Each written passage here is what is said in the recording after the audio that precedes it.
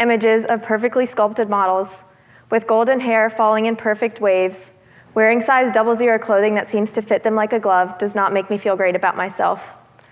The companies trying to sell their products by placing them on stick-thin Barbie doll models are making young people like me feel inadequate. They're trying to indirectly convince me that if I buy their products, I can somehow become like the people I'm seeing in these photos. I can only imagine my reaction to these images is shared among a vast majority of young people in our country and around the world. One of the most pressing issues facing our youth today is the media's negative influence on body image and self-esteem. Starting at a young age, we are inundated with images of perfection. These images present themselves in magazines, on TV, on billboards, and even in places you wouldn't expect, like high school textbooks. It's difficult not to automatically compare yourself to the people you're seeing in these images. Seeing seemingly flawless human beings makes us notice our own flaws, leading us to view ourselves in a more negative light. There are so many examples in our culture of real men and women who have been so severely edited and retouched that they're hardly recognizable anymore. Magazines teach us magical ways to lose 10 pounds in 2 weeks, or how to get a thigh gap, and 5 easy ways to get rid of your stretch marks, making us think, maybe I do have 10 pounds to lose, and yeah, maybe my thighs shouldn't be touching, or my stretch marks are really ugly. These negative thoughts sneak into our mind and damage our self-confidence while distorting our ability to see ourselves as the unique and beautiful people we each are. It was negative thoughts like these that started my downhill spiral into the hell that is anorexia nervosa. I saw myself as a horribly flawed being. I saw my thighs touching and I was disgusted. I saw my reflection in the mirror and I wanted to change.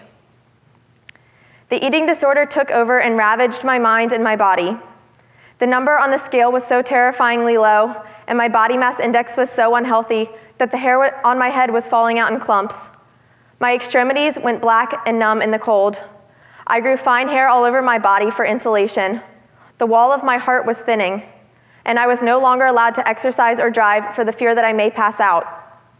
I was no longer living, I was just barely surviving.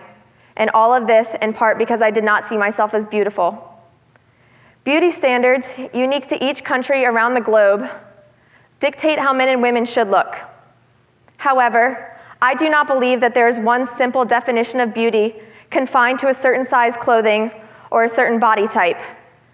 My definition of beauty is not limited to the image of a model.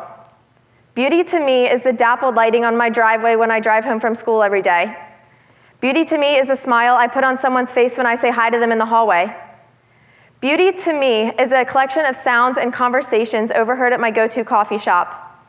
Beauty to me is the feeling I get when tears are streaming down my face from hysterical laughter. I do not know how I acquired my definition of beauty. It's not something I remember being taught. I can't teach someone else what beauty is, but if I had to say one thing about beauty, I would say exactly that. It's inexplicable. It changes from one person to another, and you have to find what beauty is for yourself. And to me, in and of itself, that is a beautiful thing. If we could understand as a generation that 0% of the images we see in the media are genuine, if we could understand that having fat does not make you fat, and that having stretch marks is perfectly natural, and that being bigger than a supermodel is healthy, and that to be a man you don't have to have six-pack abs, then maybe the rate of eating disorders could go down. Maybe the rate of diets among 10 to 13-year-old girls and boys could diminish. Maybe I wouldn't have to hear comments in the hallways of the middle school like, I'm so fat, I weigh a whopping 90 pounds. If we could see ourselves as the unique and beautiful individuals we each are, our happiness would increase with our self-love and confidence, and we could create a less materialistic, more carefree, and more naturally beautiful world to live in. Thank you.